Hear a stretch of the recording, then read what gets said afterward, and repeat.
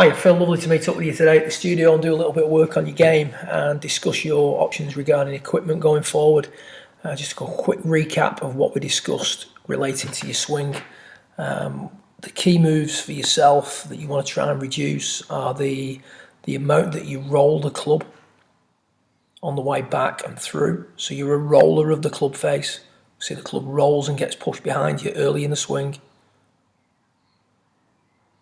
and then is severely rolled, which it has to be. You got to re-roll it, if you will, on the way through in order to hit a golf ball. That has its own issues.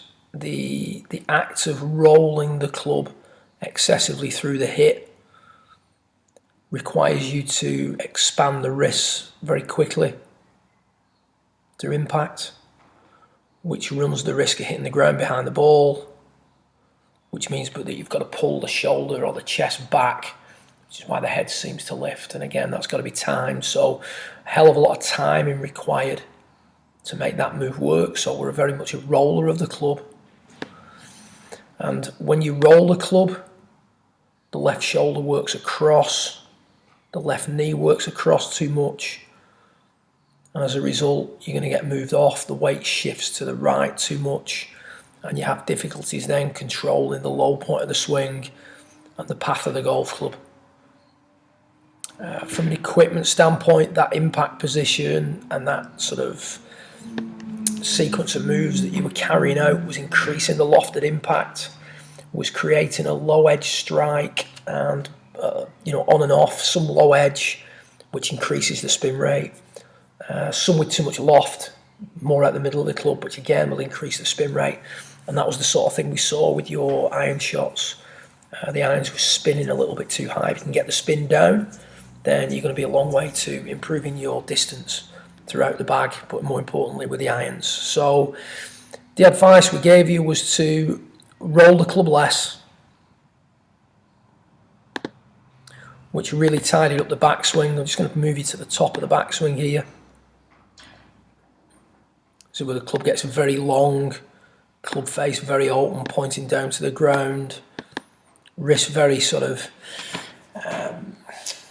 very extended at that point, very cupped at the top of the backswing, keeping the arms straighter for longer. So just try and keep the roll out as much as possible on the way back. Still rolling a little bit, but nowhere near as much as before. Really solidified the top of the backswing. The club face now is in a far less open position at the top. The lead wrist is far less extended at that point, so therefore the face is less open to the path of the golf club. During the downswing here, the key is to try and keep the arms straighter, which is in effect reducing the amount of roll on the way through.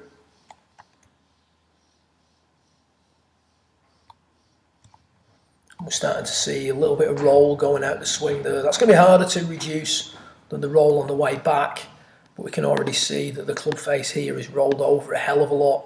Grooves are pointing directly down to the ground at that point, whereas here the grooves are pointing more to the back wall, and therefore the club has rolled over less during the golf swing. You also notice that because the club is rolling less, the radius of the swing is expanding less dramatically, and as such you're actually not forced to sort of lift the head, retract the chest, call it whatever you will, through the hit.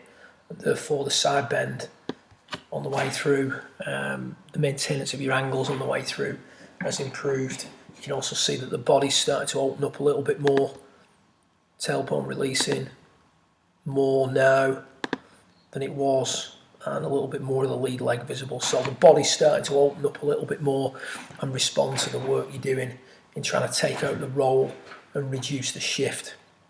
If we look at it from face on, I was particularly pleased with these improvements. Thought this was great. In a short space of time, with very little instruction, the difference between the two backswings here is great. We talked about the centre of the swing being the centre of the lead shoulder. And our goal is to try and get that to work down and around at a steady rate.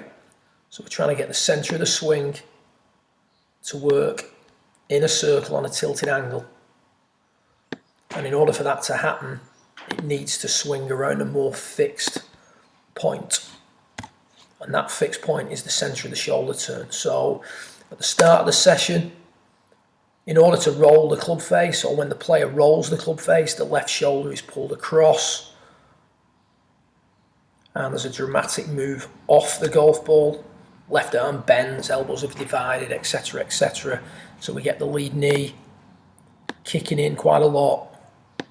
We get the head moving off the ball a little bit more. And the centre of the swing really has just gone pretty much straight across. That requires you to then make a certain sequence of moves in the downswing that can be quite chaotic. All we've asked you to do during the session is reduce the amount of roll that you have of the golf club. There's no need to roll the golf club. That's causing the lead shoulder to work down a little bit more. I'm not saying this is the finished article, but I am saying it's a lot better than it was before. The centre of the shoulder turn now is more fixed. The lead shoulder has worked more down and across. The centre of the swing has been controlled. It's going to make it a lot easier for you to control the low point of the swing. The lead knee hasn't kicked in as much. The top of the backswing is more solid, etc., etc. We then move on to impact.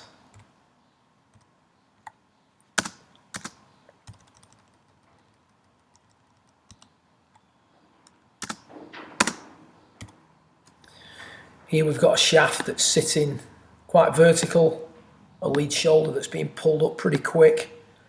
Here we've got a shaft leaning forward more, and a left shoulder that's not coming up as fast. So lead shoulder impact, very similar, slightly higher than it was at address. Here, lead shoulder is a lot higher than it was at address. Why is that happening? For reasons discussed during the session. Not expanding the wrist quite as high. What benefit does it have?